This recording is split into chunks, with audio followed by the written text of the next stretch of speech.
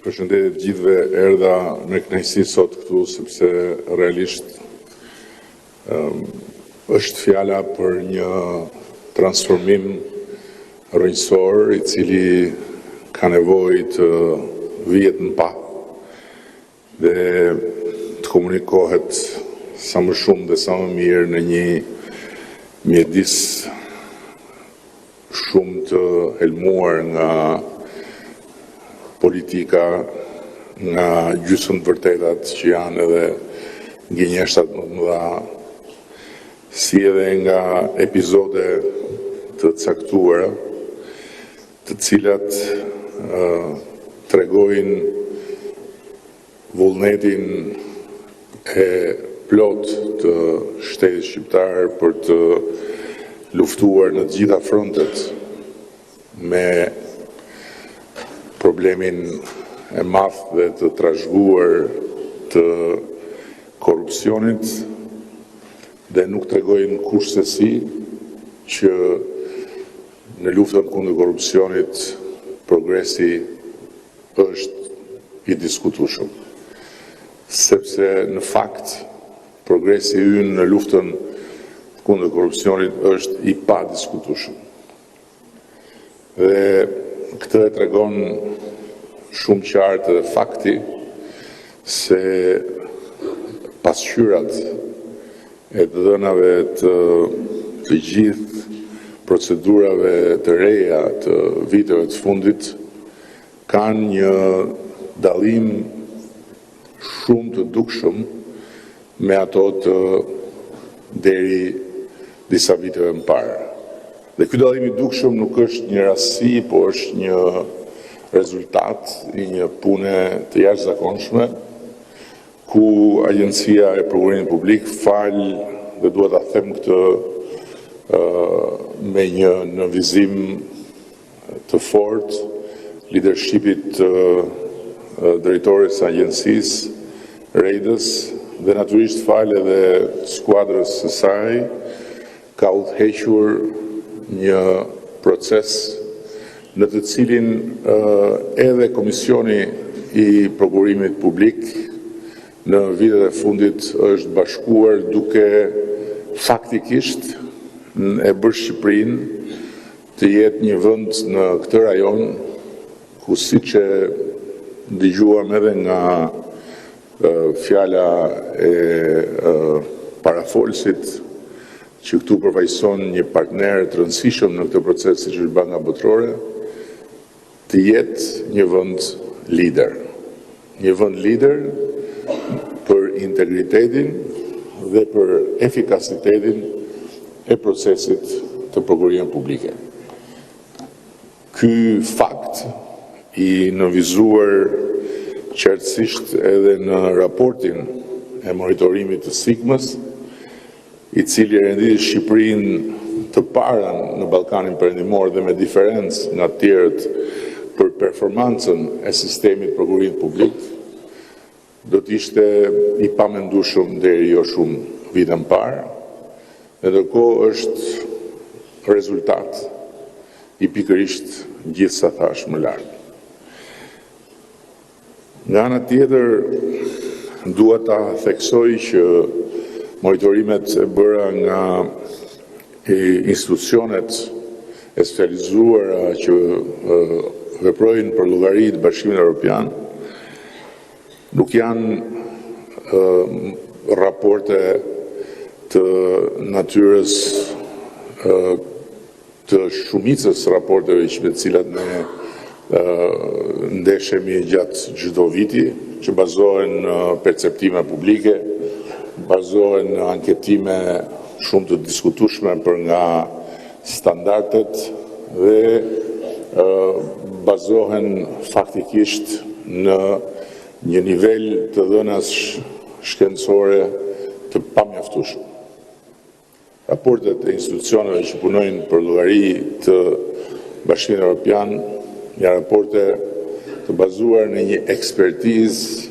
me një integritet shumë të lartë dhe të bëra nga profesionistë të cilët kanë një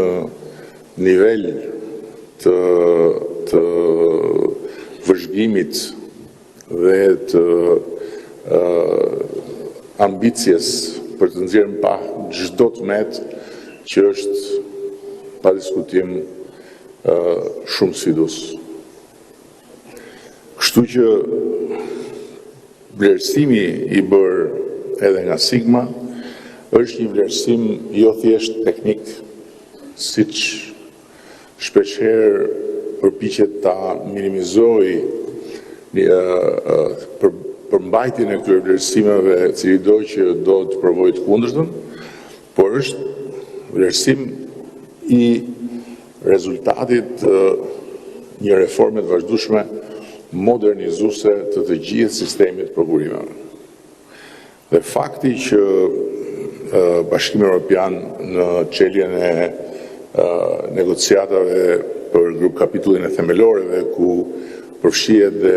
kapitulli i prokurimit publik, pati një qëndrim qartësisht pozitiv në raport me këtë kapitull, flet më shumë se sa çdo koment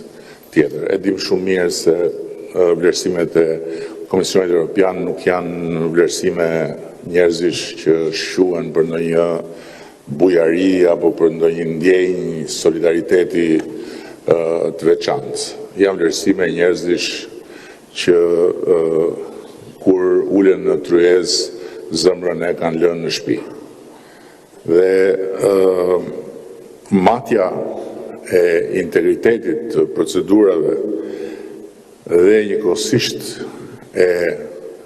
integritetit të njerëzve që janë pas këtyre procedurave është pikërisht puna e tyre. Çka për ne përbën një sfidë të vazhdueshme, por edhe një arsye për të ndjerë të inkurajuar, sepse ne mund t'ja dalim aty ku duke e pamundur, faktikisht. Tek pikërisht krijimi një sistemi imun, jo vetëm thjesht në kuptimin e përgjithshëm ndaj korrupsionit, por ndaj numrit të jashtëzakonshëm për metër katror të kushërinjve, të komshinjve, të krushve dhe të gjitha lidhjeve të tjera që e bëjnë këtë lagjen tonë këtu në mes të Europës, një lagje shumë specifike për sa i përket sfidës të ndërtimit një shteti që nuk afektohet nga lidhjet e të gjitha llojeve mes njerëzve që bashkëjetojnë në këtë shtet. Nga ana tjetër dua të theksoj që ne po e vazhdojmë reformën sepse duam të shkojmë jo vetëm më larg, po duam të shkojmë aq larg sa na çon bekimi i sotëm i teknologjisë dhe inteligjencës artificiale në të veçantë, që janë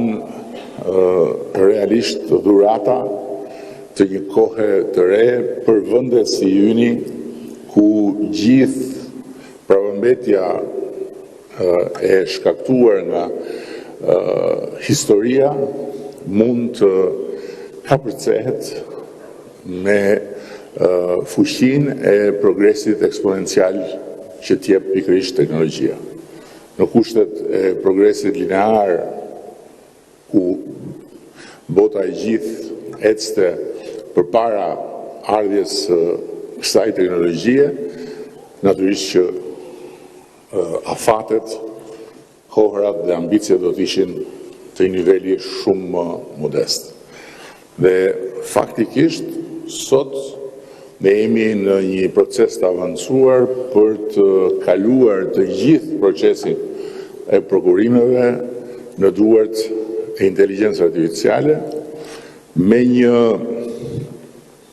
një përqindje shumë të lartë të procesit që nuk përfshin njeriu. Të gjithë e keni dëgjuar dhe të gjithë e kanë dëgjuar diellën, sepse diella është bërë një fenomen botëror dhe është një grua që për nga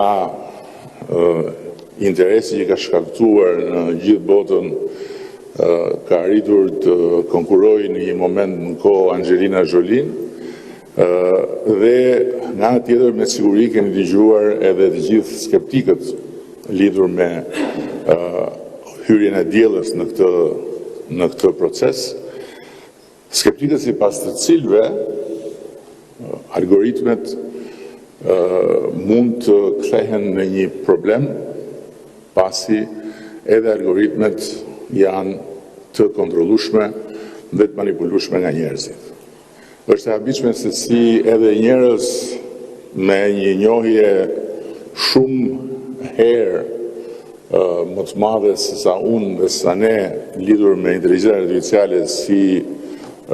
Eric Schmidt, me cilin unë pata dhe një debat në faqet e New York Timesit, ngren si shqetësim pikërisht këtë aspekt. Ndërkohë që ajo që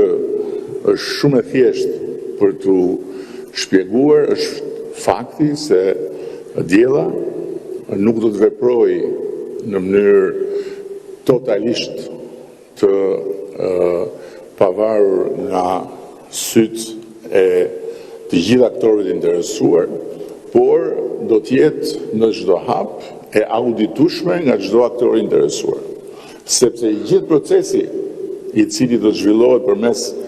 rrugëve digjitale dhe inteligjencës artificiale do të jetë sidoqoftë i bazuar në të gjitha kërkesat e ligjit të prokurimeve për sa i përket dokumentacionit përkatës. Dhe cilido që do të dojë ta rishikoj manualisht me sytë e njeriut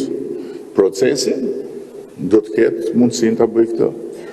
Dhe kjo do të thotë që asgjë që del nga procesi si rezultat nuk do të jetë e pagjurmueshme në rast nevoje për auditimin e hapave që solën rezultatet. Është shumë e thjeshtë. Dhe në fund fare natyrisht vendimin përfundimtar për nxjerrjen e një rezultati do ta marrë përsëri Komisioni Përkatës, bazuar në gjitha dhënat që diella do të vërë në tavolinë. Ama nëse llogarisim shkurtimin marrëmendës të kohës dhe shpejtësinë marrëmendshme të procesimit të gjithë të dhënave, të cilat nuk do të mblidhen më nga operatorët, por do të mblidhen nga vetë diella për llogaritë operatorëve, eficienca e sistemit do të jetë siç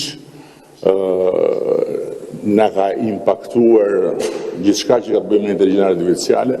në aspektin e impaktit. Dhe në fund dua të them edhe diçka tjetër. Ajo që unë kam mësuar duke ndjekur të proces është se prokurimet janë një fush ku njerëzit të cilët merren me to duhet të kenë një nivel shumë të lartë përgatitje. Prokurimet nuk janë procese të cilat mund të bëhen apo mund të komentohen me kollajllëkun mediatik të atyre që marrin përstipër ta bëjnë të. Prokurimet janë procese që kërkojnë ekspertizë dhe që kërkojnë natyrisht integritet moral, por ama dhe një integritet të lartë profesional. Dhe në këtë aspekt, sfida jonë ka qenë dhe mbetet e jashtëzakonshme, pasi në Shqipëri zhvillohen mira prokurime çdo vit. Dhe janë të përfshirë mira njerëz, të cilët nuk duhet të kenë thjesht integritetin moral, por duhet të kenë edhe nivelin e duhur profesional për të bërë proceset dhe për të bërë vlerësimet e duhura. Dhe në shumë raste, ajo që kemi konstatuar është se mangësitë nuk janë domosdoshmërisht mangësi që lidhen me një ndërhyrje të korrupsionit në proces, po janë mangësi që lidhen me mungesën e ekspertizës. Dhe këtë gjë kemi luftuar vit pas viti me gjithë proceset e trajnimeve, të protokolleve të standardizuara, të ndërveprimeve mes Agjencisë për Programimin Publik dhe Komisionit për Programimin Publik, dhe këtë kemi luftuar edhe me një ndryshim rrënjësor që kemi bërë vitin e fundit, duke i hequr të gjitha prokurimet nga niveli i parë i qeverisjes, pra nga ministrit, dhe nga agjencitë kryesore për t'i çuar të gjitha tek operatori i blerjeve të përqendruara, i cili do të kthehet në një institucion të nivelit lartë të ekspertizës për sa i përket prokurimeve në vendin tonë. Ju falenderoj shumë për durimin dhe për vëmendjen. Shpresoj që mos kem qenë i mërzitshëm me fjalën time, por dua edhe një herë me shumë sinqeritet dhe jo për arsye protokollare të falenderoj Reidën për leadershipin, të falenderoj skuadrën e APP-s, të falenderoj në mënyrë të posaçme ministren tonë të shtetit për administratën publike dhe antikorrupsionin, e cila zotron një njohje të admirueshme të gjithë labirinteve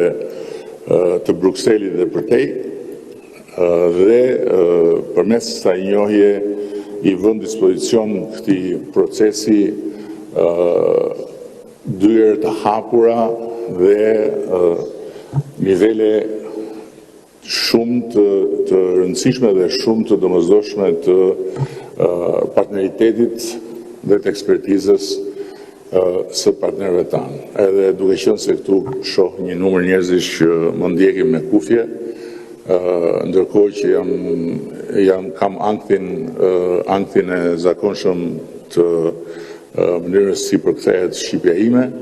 dhe me shpresën që përkthimi nuk